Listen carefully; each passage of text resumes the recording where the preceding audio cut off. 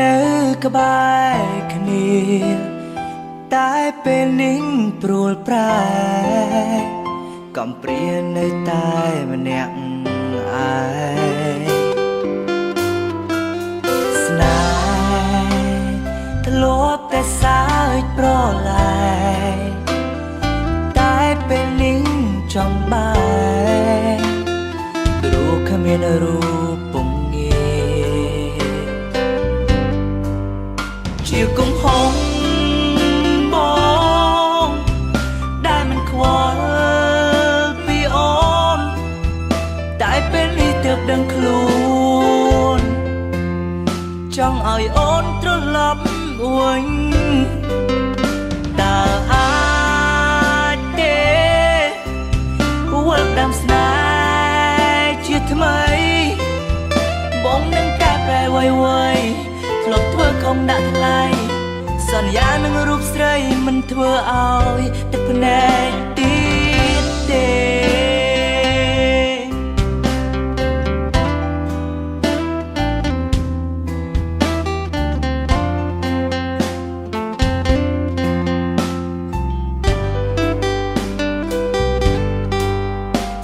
ក៏ដឹងអូនមិនអាចត្រឡប់ពេលនេះស្នេហ៍ត្រូវចប់បញ្ឈប់រាល់ក្តីស្រឡាញ់ពេលនេះទើបដឹងខ្លួនសោកស្ដាយពេលឃ្លារូបឆោមឆាយចិត្តកាយហាក់ដូចកំព្រា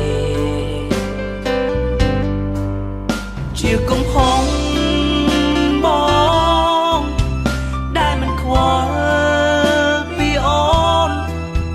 តែពេលនេះទើបដឹងខ្លួនចង់ឲ្យអូនត្រឡប់វិញតើអាចទេ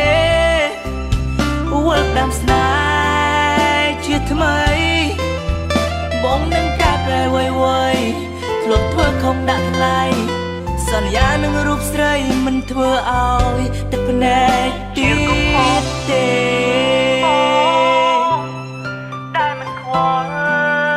ពីអូនតែពេលនេះទើបដឹងខ្លួនចង់ឲ្យអូនត្រឡប់វិញ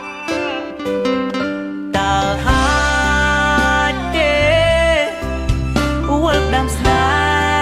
ហ៍ជាថ្មីបងនឹងកែប្រែไวៗធ្លាប់ធ្វើខំដាក់ថ្លៃសន្យានឹងរូបស្រីមិនធ្វើឲ្យទឹកភ្នែកទៀតទេ